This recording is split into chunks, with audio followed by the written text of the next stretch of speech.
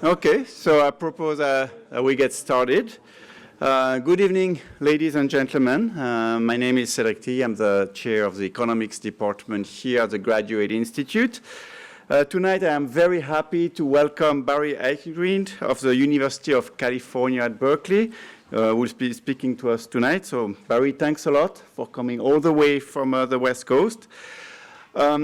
Most of you, if not all of you, know Barry, but let me say a few words of introduction. So Barry is a prominent scholar in international economic policy who has written extensively. He has gotten his PhD at Yale and then engaged in a very fruitful career, both in academia, but also in policy circles. So Barry is one of these academics that span really a broad range. He's a very prolific author with several books and articles on a broad range of topics pertaining to international policy. Giving you the whole list will be way too long, but far from existing lists of his topic, his works on the architecture of the international financial system, the international role of currencies, both currently but also in a historical perspective, financial history more generally, the use, and I would say the use and abuse of public debt, and the place in economics tools in international relations, the topic he will be telling us about tonight. What is really, I find really impressive about Barry is far from being an academic in a so-called ivory tower, he has engaged with policymakers in multiple capacity, including, among many other things, as an advisor to the IMF, as his involvement in the Bellagio Group, but also to the general public, with a series of books and articles that are written in a non-technical aspect. So Barry has this gift of conveying the essential point of an issue in a very accessible way without burdening with jargon. So this through his book, but also if you follow his regular op-ed in the Project Syndicate, that's a very worthy reading.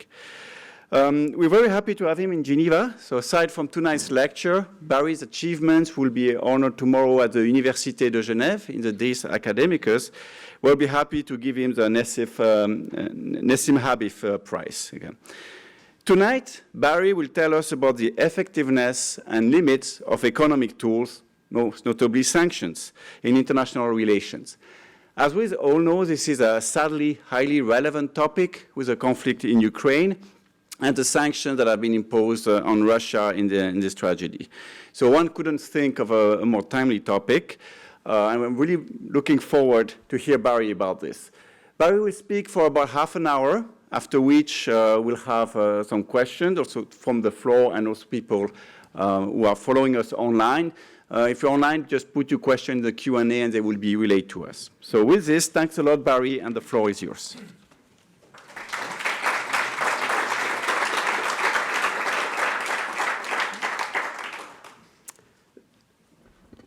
Cédric, thank you so much. It really is a pleasure to be back at the Graduate Institute. It may be 10 years since I've been here.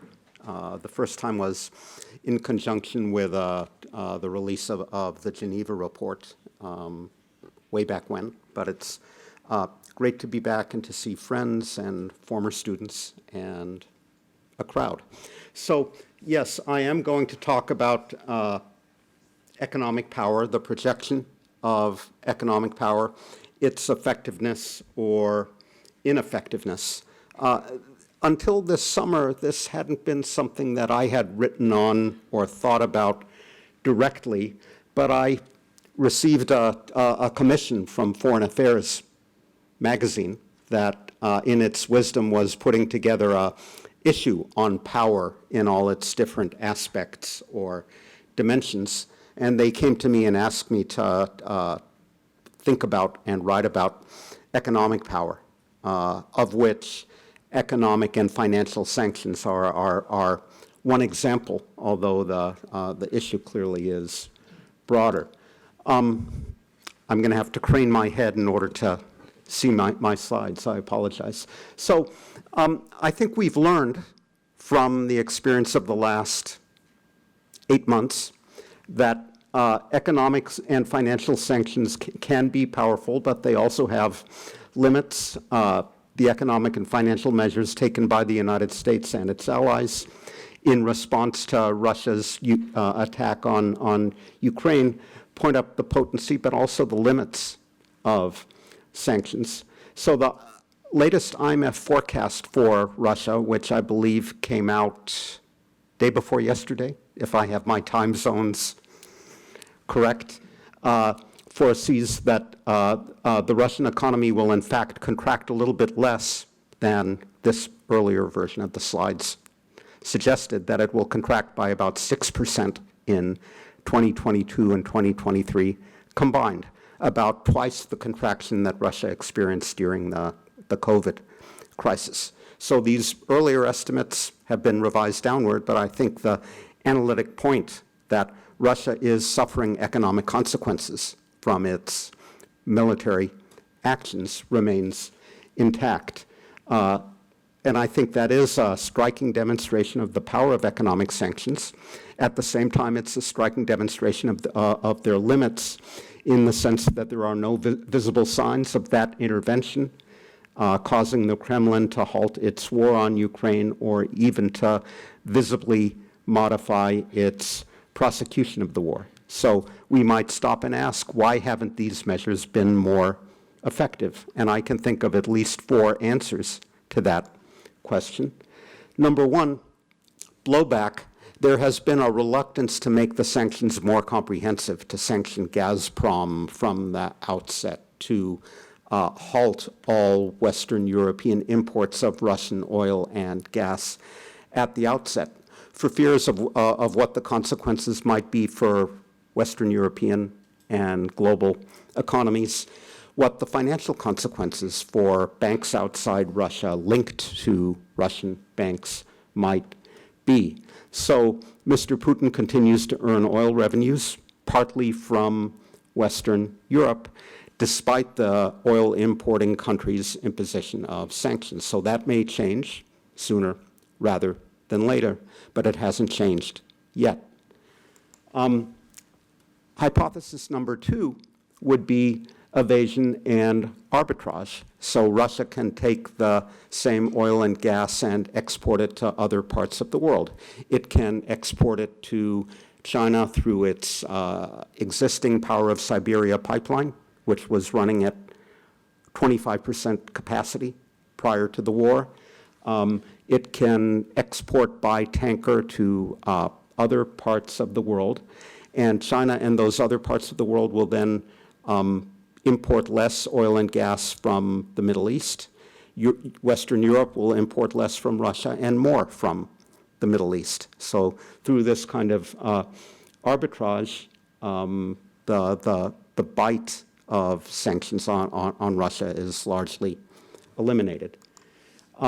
So that, of course, is why multilateral as opposed to unilateral sanctions are so important. So I show you the UC Berkeley graduate and Deputy Secretary of the Treasury here, responsible for the multilateral effort coming out of Washington, D.C. I think the Treasury worked hard to bring Europe on board with its financial sanctions. It worked hard to bring the Netherlands and Taiwan and South Korea on board with its semiconductor sanctions. It's been less successful, clearly, at bringing the likes of India on board with its oil and gas embargo, and that has continued to be a problem from the point of view of effectiveness. Answer number 3 would be that sanctions are effective. They do bite, but oil and gas prices rise to offset declining volumes.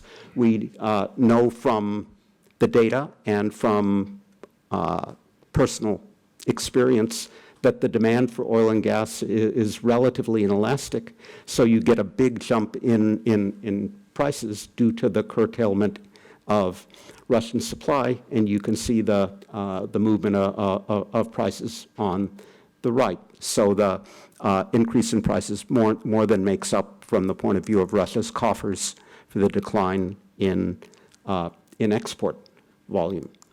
That brings us to the U.S. Treasury and others' idea of a cap on Russian oil and gas. So a price cap, were it to be effective, were it to be effectively enforced, would limit the revenues accruing to Russia without limiting the availability of gas and oil to Europe and the rest of the world.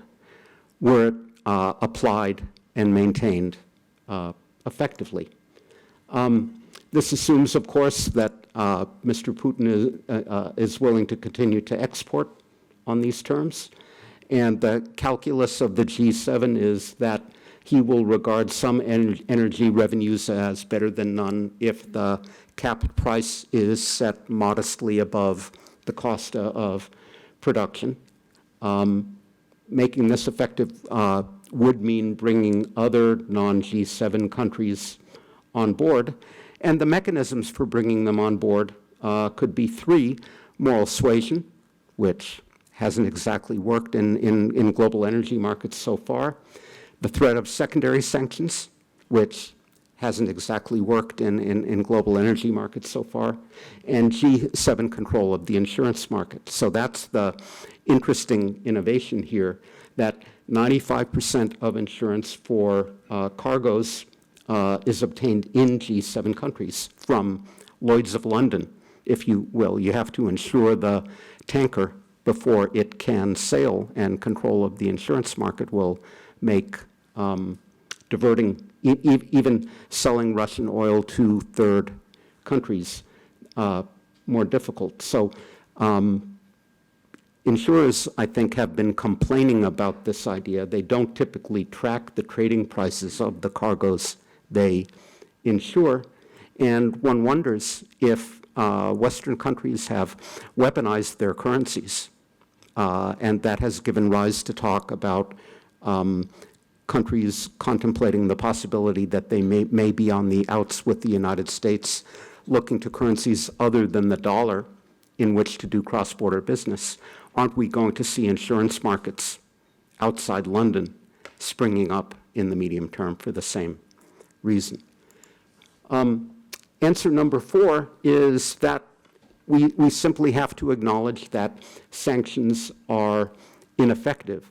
One often hears this assertion in conjunction with the observation that the Russian ruble has not crashed. The widespread expectation was that the ruble would collapse, lose significant value following the imposition of sanctions. It did lose value in the short run, but then it recovered, and it has more than fully recovered. So people say, look how the ruble has recovered. Clearly your sanctions are not working. I think that view is simply wrong. The strong ruble is a sign that the sanctions are working and that the Russian economy is in trouble, because it's an indication that Russia is not able to spend the revenues it's earning. Sanctions on the ability of Russia to import spare aircraft parts and machinery for oil drilling and military hardware and so forth are binding, and that's what is supporting the exchange rate. So it so happens I have an all but published paper on this subject. It remains all but published because it's co-authored with a number of central bankers, and their institutions have to provide clearance before it can see the light of day. But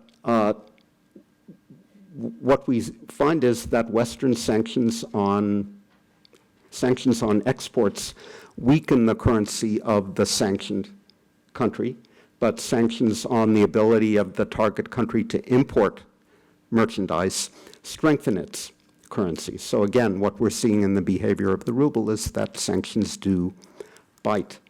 What we do is we go back to an earlier period. My other hat, I think Cédric mentioned plenty of hats, but my other hat is as an economic historian, and we think the period that is most appropriate for drawing analogies with Russia's situation at the moment is the period between 1914 and 1945. Sanctions have been widely utilized since, but they have been applied mainly for other reasons, humanitarian reasons, violations of democratic norms, and they've been applied mainly on small economies.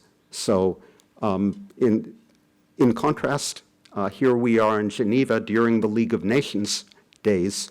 Sanctions were widely used for a variety of purposes and applied to a substantial number of sizable countries, as discussed in this recent book.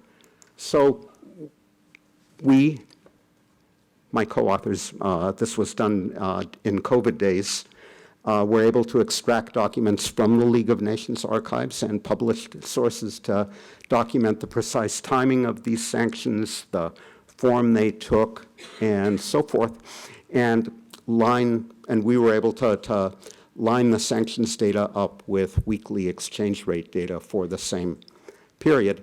And for the aspiring economic historians, for the aspiring economic historian in the audience, I would observe that getting weekly exchange rate data for this entire period is not easy because the London foreign exchange market shut down during wars.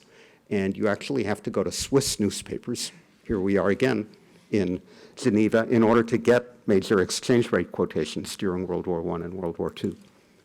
So here you can see in the light gray line that sanctions did proliferate after World War II, but in terms of sanctions taken for military as opposed to human rights reasons, you can see that these were much more pervasive in the 1920s and 1930s than they became subsequently. And you can see that between 1914 and 1945, they took a variety of different types, although asset freezes analogous to the freeze that was placed on the reserves of the Bank of Russia were widely utilized in this earlier period as well. So we do some simple econometrics, local projections for the aficionados, where we see how the exchange rate responds to the imposition of sanctions with various controls, fixed effects, and so forth. And you can see there the response that I described to you verbally before. Restrictions on the ability of a country to import, strengthen its exchange rate, restrictions on its ability to export, weaken the exchange rate. And asset freezes have a modest effect. Trade embargoes, which restrict your ability both to import and to export, have no effect on the exchange rate. So Alex Svoboda and I will remember the older literature on trade, import taxes, export taxes. This is exactly analogous to how, though in simple models, how taxes on trade would affect the exchange rate. Answer number 5 to my earlier question is sanctions don't work so well when they are applied to autocratic states.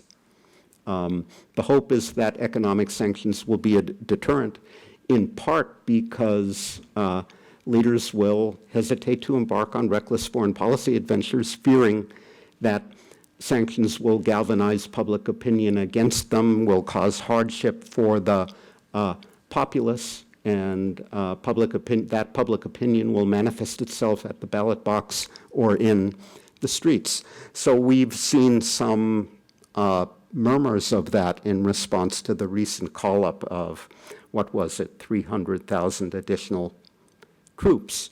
But there's good reason to think that sanctions will be less effective operating through this channel if the autocrat at its head controls the military, controls the secret police, controls the media, etc. And that's the essential point that comes out of the classic study of economic sanctions some 15 years ago by Gary Hufbauer at all, that they are much less effective in the context of an autocratic regime. More blowback. Another thing to think about, to worry about, certainly in the circles in which I run, is the question of whether barring U.S. banks from doing business with Russia, denying Russia access to dollars that are the dominant vehicle for cross-border transactions, barring Russia from SWIFT, through which messages between banks in different countries to do transactions are sent. Won't those alternatives encourage a search for alternatives? Won't those actions encourage a search for alternatives by other countries at least contemplating the possibility that they might be in U.S. crosshairs at some point in the future? Won't that lead the dollar to lose its exorbitant privilege to alternatives? What alternatives, one might ask? We know that many of the potential alternatives, the euro, the pound sterling, is the pound sterling still a reserve currency this week? The euro, the Japanese yen, et cetera, the issuers are all on board with the sanctions against Russia. So their currencies do not provide safe havens. They do not function as alternatives to the dollar in this context.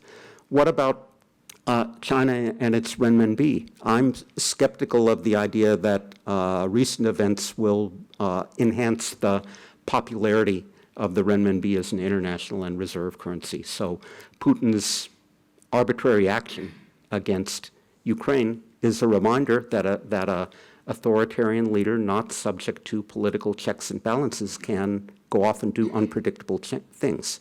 Will countries be encouraged to park their international reserves in Shanghai, where President Xi and the Politburo similarly can change the rules of the political and financial game? So I'm not convinced this is the case. If you look at the data, you can recover a lot of data on who holds renminbi reserves. Russia holds a lot of them. And other than that, they are not widely held. What about gold? It can't be garnished the same way foreign bank deposits and foreign government bonds can. So the Bank of Russia proudly announced in May that it had successfully repatriated all its gold from the vaults of the Federal Reserve Bank of New York and the Bank of England and the London bullion market prior to the invasion. So those reserves are safe. Problem with them is that they can't be used for much of anything. They can be preserved for a future day, but it is awkward to use them in transactions. There's a famous story where President Maduro, Venezuela, hired a couple of airplanes and flew gold to Iran to pay for the services of Iranian oil field workers to come in and repair the pumping equipment. So it can be done, but it's risky and expensive. The other way gold is used financially is it can be swapped for currencies. It can be used as collateral for other transactions, but only if it's vaulted abroad. So again, gold is a way of preserving your reserves, but not it doesn't entitle you to the other functions that can be carried out with an international currency. Finally, crypto, predictably that question will come up, so I'm going to try to head it off a little bit before I conclude. My co-authors and I, a different set of co-authors, have looked at historical cases of sanctions, and here we look at more recent data. We ask whether the imposition of sanctions by the United States was followed by a decline in the share of reserves that the target country held in dollars, whether multilateral sanctions imposed by the US, the UK, Europe, Japan led to such a decline in the demand for their currencies, depending on who was holding what. we were not able to find any association, any evidence that the currency composition of foreign exchange reserves responds significantly to the imposition of sanctions. But looking a little bit more deeply, we do find an effect in terms of how much gold central banks hold. So another fact about the Bank of Russia is it increased the share of gold in its foreign reserve portfolio from between the annexation of Crimea, when it was 9% of the total, to the invasion of Ukraine, when it was 21% of the total. Conceivably, in response to the economic sanctions imposed back in 2014, or in anticipation of the financial sanctions imposed in 2022, I don't know. We look at that more systematically, and we do see that a country that is subject to sanctions by a reserve currency issuing country increases the percentage of its reserves held in gold by 4 percentage points on average, and that effect is significant and we look at anecdotal cases as well of countries that increased the share of gold in their reserves by a lot over the last couple of decades, and about half of the top 10 cases are cases associated with the imposition of sanctions. We look at individual cases of countries that increased the share of their reserves held in gold by at least 5 percentage points, and you can see from the yellow highlighting that at least half, really the majority of these cases, we have 14 in all since the turn of the century, are associated with sanctions. And Argentina, not exactly, but Argentina was worried about having financial assets seized by the federal court for Southern New York over its debt default. And there's some others here as well. Qatar's sanctioned by Saudi Arabia, Russia around the time of Crimea, and yet some more. So we think the pattern is pretty general. And there are some econometrics that I will skip. So on balance, there is a bit of evidence. There's limited evidence that changes in reserve composition due to sanctions, mainly a movement away from currencies and toward gold.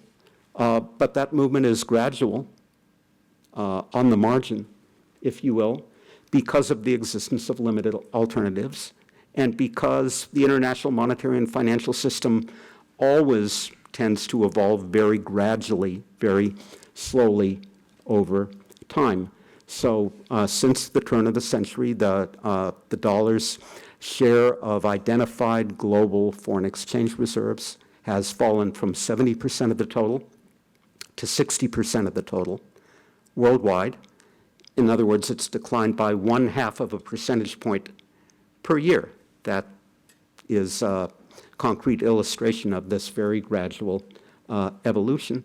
And I think it's reasonable to expect that evolution, that very slow erosion of dollar dominance, to continue over time as emerging markets continue to emerge, and the United States very gradually over time comes to account for a lower share of global output, trade, and so forth. So that's what I wrote about in this book back in 2011. I really made 2 predictions there. One, that the dominance of the dollar would erode gradually over time. And I always like to repeat my predictions that turn out to be right. And I made a second prediction in the book that the dollar would lose ground to the currencies of the other 2 big economies, the euro area and China. And that prediction turned out to be wrong. So that is not what we have in fact seen.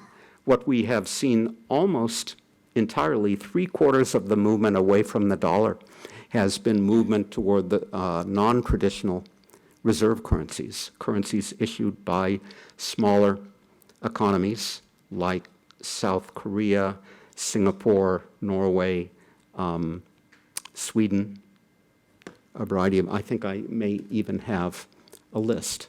So here's the list: Canada, Australia, Sweden, Norway, South Korea, Singapore should be up there.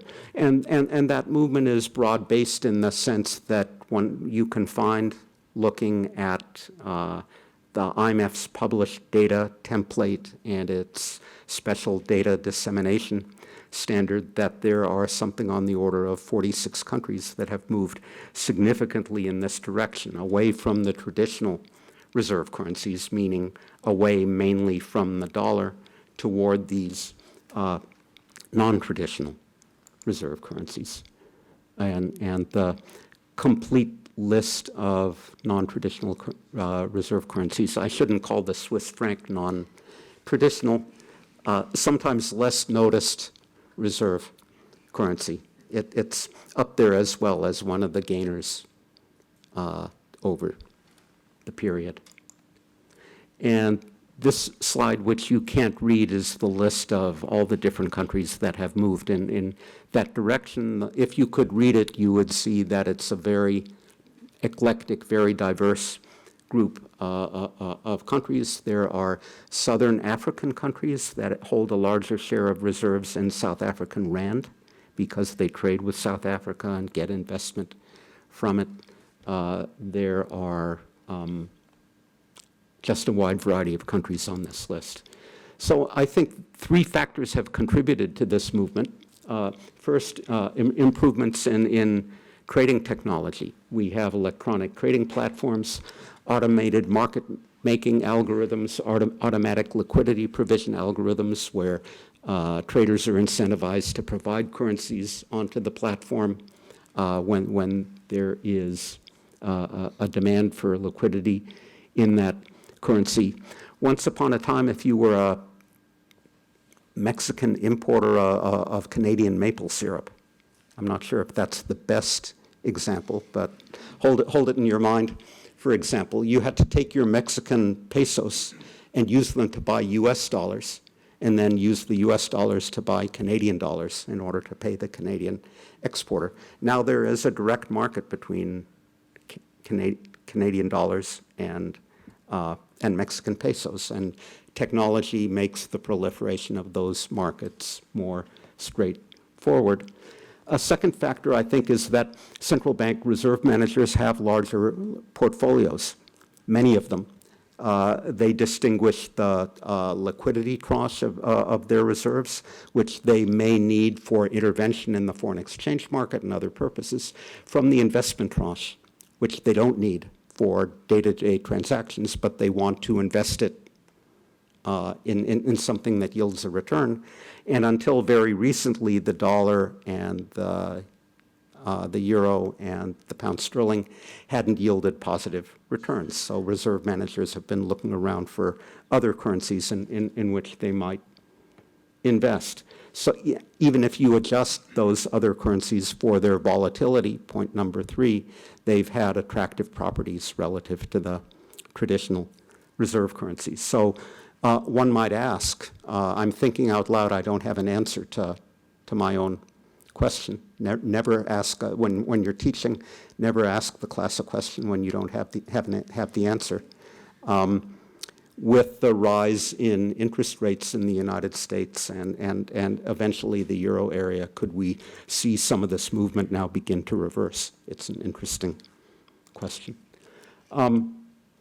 Why doesn't the euro play a more important role? I think for me the key factor is that there is a shortage of AAA rated government securities to be held as reserves by corporate treasurers and central bank reserve managers. Last time I looked, only 4 euro area sovereigns were AAA rated. Many of the bonds that they had issued had been purchased by the European Central Bank or had to be held by European commercial banks as reserves.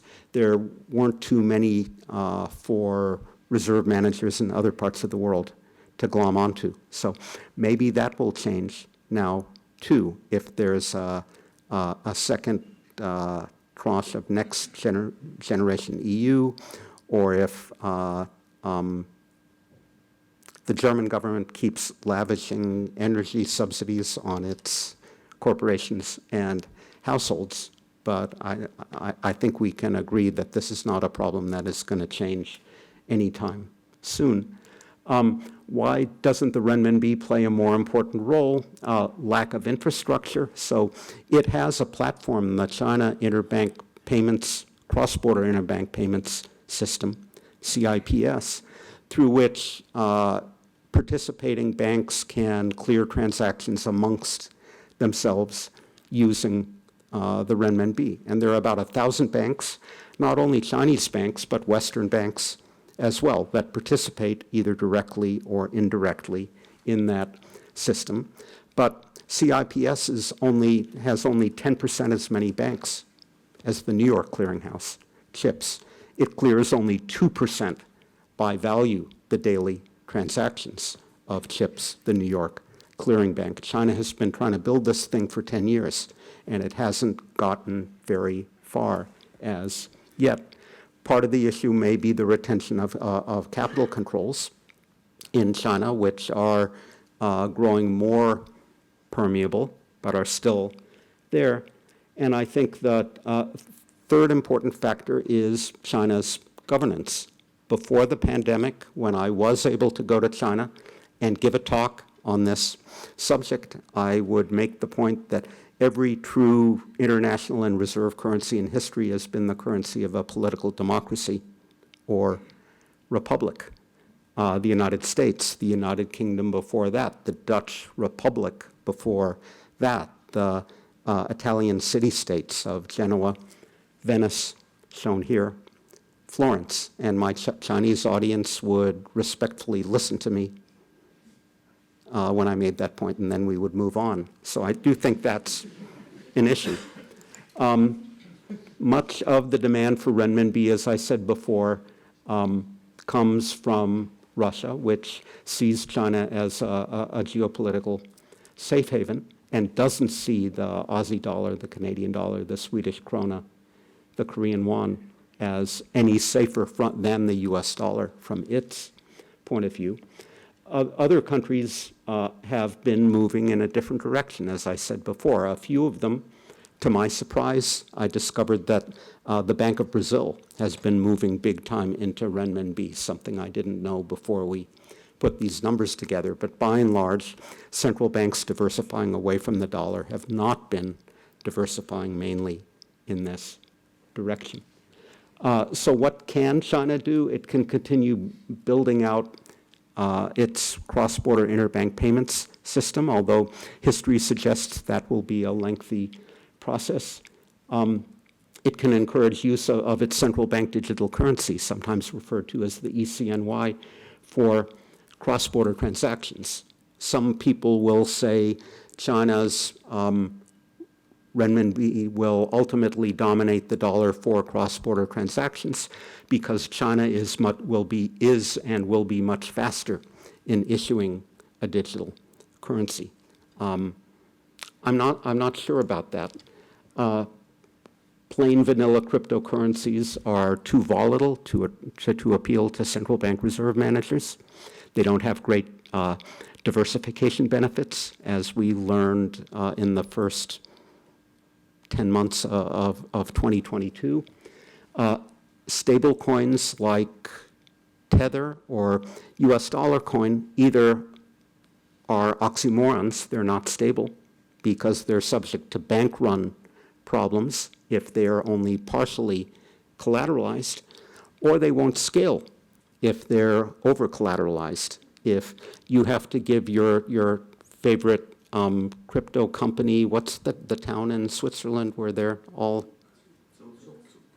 If you have to give that company more than 1 Swiss franc in order to get a crypto franc token, that doesn't sound like that token will presumably be stable because it's over collateralized, but that's not an appealing transaction to undertake. So I don't think that stablecoins have much of a future either. What about central bank digital currencies? The fact is that you have to be resident in China in order to use China's central bank digital currency. You cannot use it for a cross-border transaction. Allowing foreigners to hold significant amounts of it would undermine China's capital controls.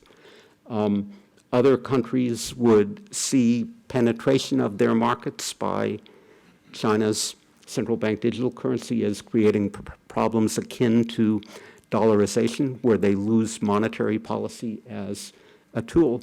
So it's not clear that either the Chinese side or the foreign side is going to allow this to happen. There are lots of experiments out there, many of them conducted with orchestration from the Bank for International Settlements down the road, about how to set up M-bridges or dedicated corridors in which different central bank digital currencies can be exchanged for one another. One can be burned and the other one can be coined, and there will be authorized dealers sitting in the middle of the process. Alternatively, we can simply think of multiple CBDCs running on a single blockchain. I don't think there are insurmountable technical obstacles to doing any of this, but I think there are all but insurmountable political obstacles to doing it. Who is going to govern this single blockchain? How are we going to get 120 central banks and governments to agree on the rules of the game and who the authorized dealers are going to be? I think this is like trying to go in this direction would spawn the kind of disagreements that have caused the World Trade Organization to ground to a halt, but be even more difficult to solve. So, and there are lots of private sector entities that are bringing down the cost of cross-border transactions anyway. So Western Union is often pointed to as the culprit in this area because it charges undocumented immigrants to the United States so much money to wire remittances back to their family. Western Union is experimenting with blockchain, and its costs are coming down.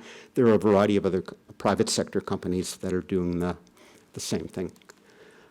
So I think we are more or less back where we started. John Connolly, when Treasury Secretary of the United States in 1971, famously said, "It's our currency, but it's your problem," and that remains the case. In that earlier IMF working paper that I put up on the screen about the stealth erosion of dollar dominance, that paper had to be cleared internally and externally as well before it went out. And my final sentence in the draft paper was, "The dollar may ultimately not be felled by a pair of giants," referring to the euro and the renminbi, "but by a swarm of midgets." And the response came back that that was not politically correct language in the 21st century, and that came out. Thank you very much.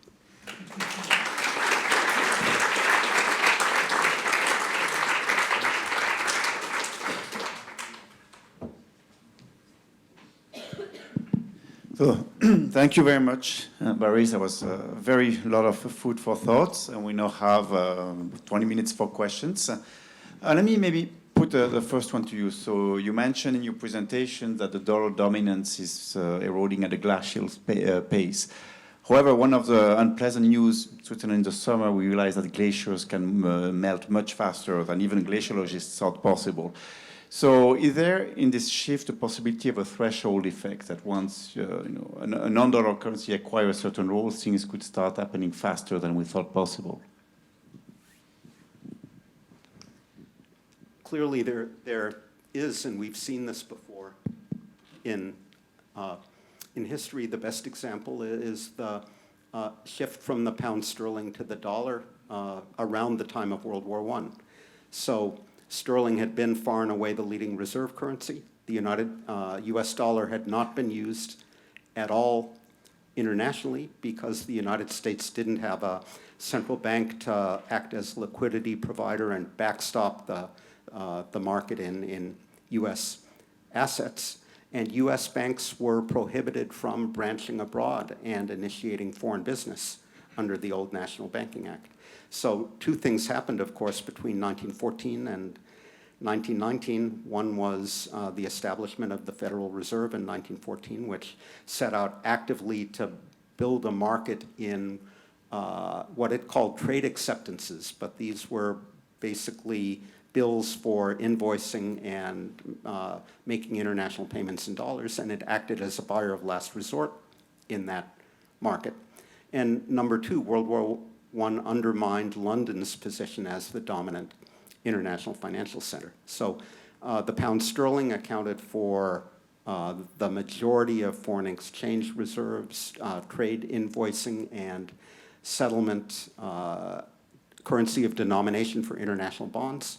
Prior to as late as 1913, by 1920, the dollar was a full-fledged rival, and if anything, had overtaken it already. So on the other hand, that's a reminder of how extreme the circumstances have to be before you see one of these tipping points. And if I think about other changes in international monetary leadership, if I go back to the Dutch Republic or the Spanish Empire or whatever, typically the shift is much more slowly moving. Okay, thank you very much. So, take questions from the audience. We have a microphone there.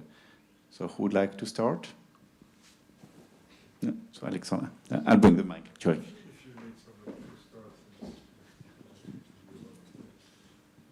Thanks. Barry, I really, I have two questions perhaps, or remarks on the analysis you presented. One is about the effect of sanctions on holdings of currencies, specifically on your interwar period,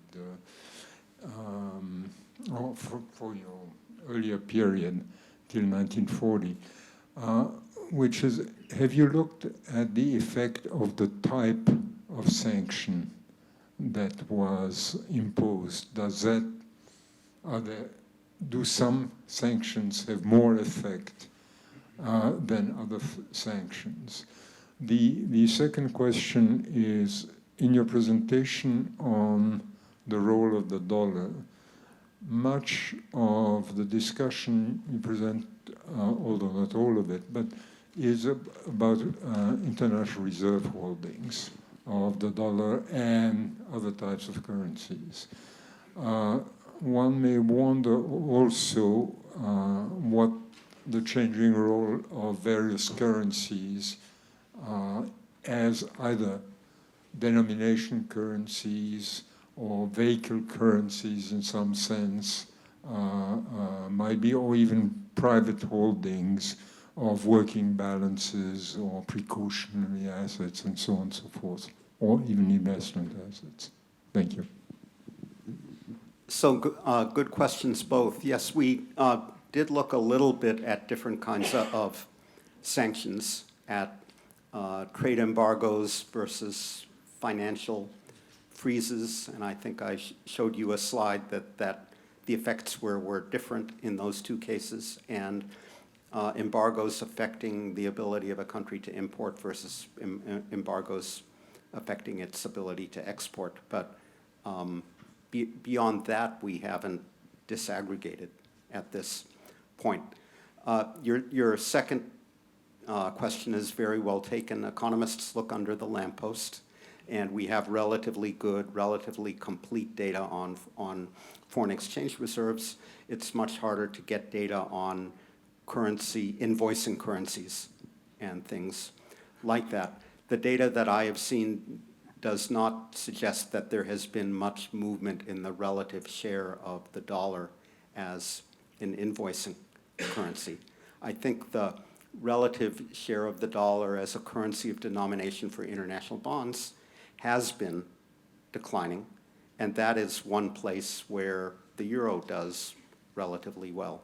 If you look at the ECB's international role of the Euro report. So it is a multi-dimensional picture. Go there. Good evening, Professor. Unfortunately, I'm from China. So I have a special question. So we've seen that China and the European Union just renewed their bilateral currency swaps agreement. So do you think it will challenge the dominant role of the US dollars? And if you think it's not politically correct to answer this question, so let's put it in another way. So what factors do you think that prevented this agreement from strengthening either euros or RMB in the past 5 years? Thank you. Yeah, so if you look at the data on foreign exchange reserves, the Chinese renminbi accounts for about 3% of the total. If you look at transactions through SWIFT, the renminbi accounts for about 2.5% of the global total. So every month when SWIFT publishes its renminbi tracker, you can see the share of the renminbi rising by a tiny bit. It's still leagues behind the dollar and significantly behind the euro on those dimensions. And again, I think that's consistent with the broader point that the international monetary and financial system is a complex set of interlocking networks that typically don't evolve very fast.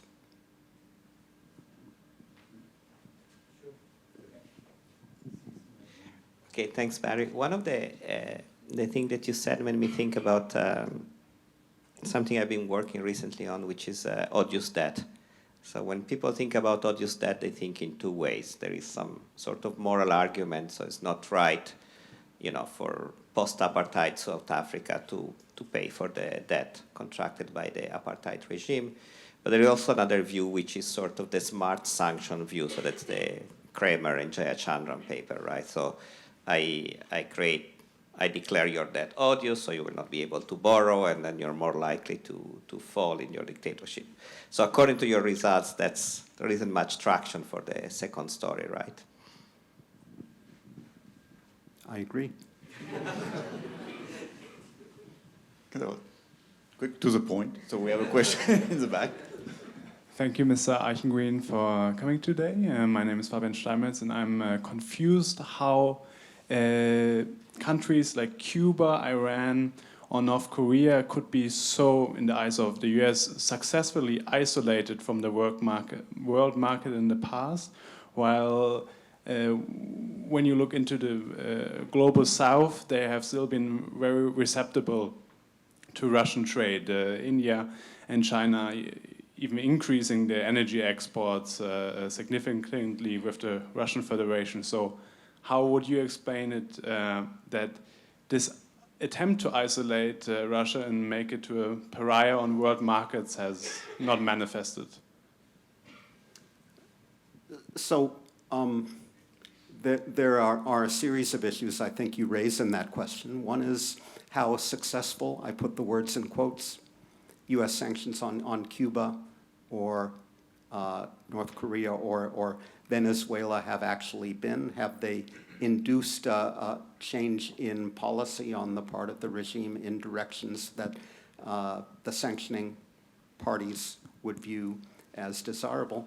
Answer, far from clear that they have worked in that sense. And the other obvious answer to your point is that Russia is a larger economy that produces something that the world values. And until very recently, Western Europe in particular was trying to have its cake and eat it too. Continue to import cheap energy from Russia and use its economic power to induce a change in Russian policy. We now know you can't do both, and the question is, can you do one? There's a question, Akim? Hello, good evening. Thank you very much. My question is very straightforward. If you have an economic weapon in front of you, and what I understand, there is really very little impact for your political purpose. Now, would you recommend that policymakers should walk away from sanctions as a preferred political instrument if the economic effects of sanctions are so dubious? Because there are many other political strategies that might be way more effective than sanctions to be put on the table, while you get a lot of distortion out of the economy if you no longer use sanctions. It's not an economics question, but a political question. Would you recommend politicians to step away from sanctions as a tool of warfare? You can stop and have another question. So I apologize for blanking on the author's name. A book landed on my desk right before I left for Geneva, in which the author, Columbia University Press book, send me an email and I'll send you the link, in which he argues exactly that sanctions are ineffective. They have adverse side effects for innocent bystanders, among others, and they are largely ineffective. So policymakers should not resort to them. I think an economist thinking about this question would say, compared to what? What's the alternative? Leslie Gelb wrote a book about economic power in 2009, where he argued economic sanctions, use of economic power, had become more widespread because it was more attractive than military power in cases where exercising power over an adversary was essential. So that, that would be the argument, that the stakes in Ukraine for our global order are so high we have to do something, and that using that feeble weapon before we think about the use of outright military means might be the right first step. Okay, so I've noticed 4 questions. So what we're going to do is take the first 2 here from students and then the next 2. Hello, Professor. You said in your presentation that we can have the non-G7 countries brought on board, like India and China, to be able to tackle this problem of not being able to implement sanctions successfully. But then we see that not very long ago, US and China themselves were engaged in a trade war, and sanctions were being imposed heavily by both sides. And when it comes to India, India has been very lukewarm on its stance towards the Russia-Ukraine war, abstaining from resolutions and multiple things like that. So how exactly and what role do we see these 2 most populous economies of the world playing?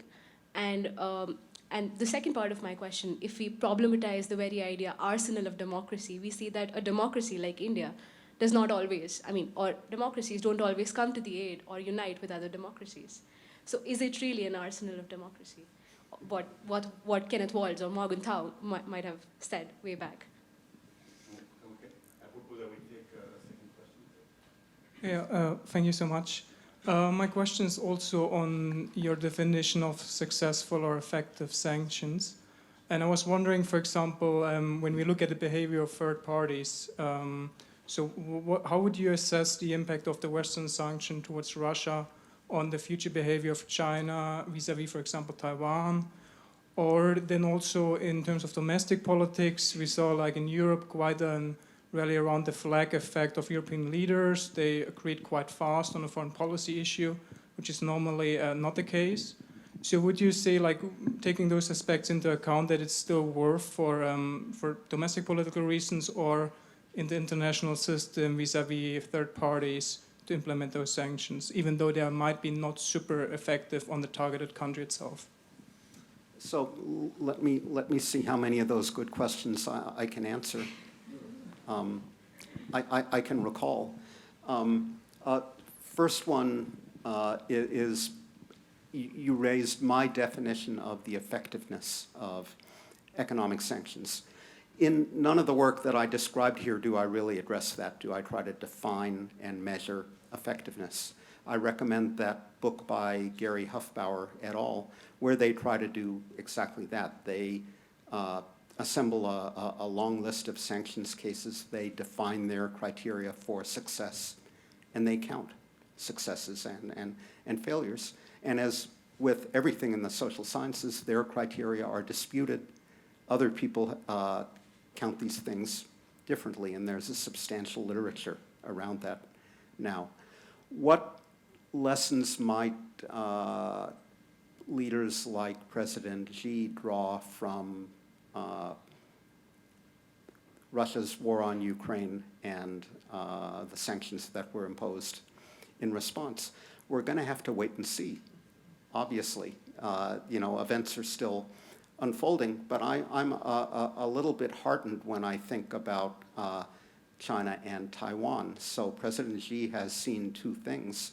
Number one, that it's hard to win a land war in the 21st century when you have drones and shoulder-held missiles and all that. You can get bogged down. And number two, the Western response was quite concerted. It wasn't the US against Russia, but it was a coalition of, and here I'm using Western countries in the political sense and not in the strictly geographic sense. A broad coalition of countries leapt to Ukraine's defense and sought to isolate Russia. So both points from the Chinese point of view, I think, point in the same direction. What about what about India? In the relevant slide, I said there are really three ways to bring countries like India on board in terms of an oil embargo, moral suasion, quiet diplomacy, in other words, threat of secondary sanctions, that if we see you importing Russian oil, there will be financial consequences, but the cartelization of the London insurance market and the fact that nobody is going to load up a tanker and send it to India if it can't be insured. So we can take the last two questions, have Nathan and then Carol. This may be unfair and you don't have to respond, but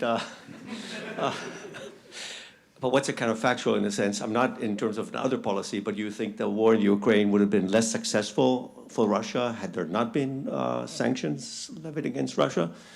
So would the Russian objectives been achieved to a lesser degree without sanctions? And again, following up on your response to the previous question, is also the deterrence effect on potential belligerents. That could also be an effect, even if it's not effective and it's some externality, which is maybe hard to measure. You want to take one more? Yeah. Hi, I'll try to be quick. Many talk about secondary sanction, but very few that mention about secondary damage from the sanction that under the current trend, Russia will likely to lose and they will end up might be default on their bonds when they cannot refinance in the international market. And there will be like a global damages for whoever investor holding the bags. So is there a damage control system in place for all the Western investors or also all other emerging economies who are holding reserve in Russian assets? Right, so that's the blowback problem that I alluded to earlier, and I think we can say with confidence that no, not all of the side effects and secondary repercussions have been anticipated, and there is no system in place to manage them and account for them. I didn't mean to leave the impression that I think sanctions are worthless, because that's not my view. That's the view of this Columbia University press book that I came across my desk. I do think that one of the things that comes out of the literature on economic sanctions, and I refer again to the book by Leslie Gell back in 2009, is that you have to stick with them for a good long time before you begin to see results. So we may continue to see Russian airliners flying today, but a year from now with no spare parts. That may be over, and that's the issue of how much resolve European publics will continue to display during the cold winter months. Okay, well, thanks a lot, Maria. I think this is a fascinating topic on which we could keep going on and on, but we have to bring this to an end. So thanks a lot for the active participation, and please join me in thanking Barry.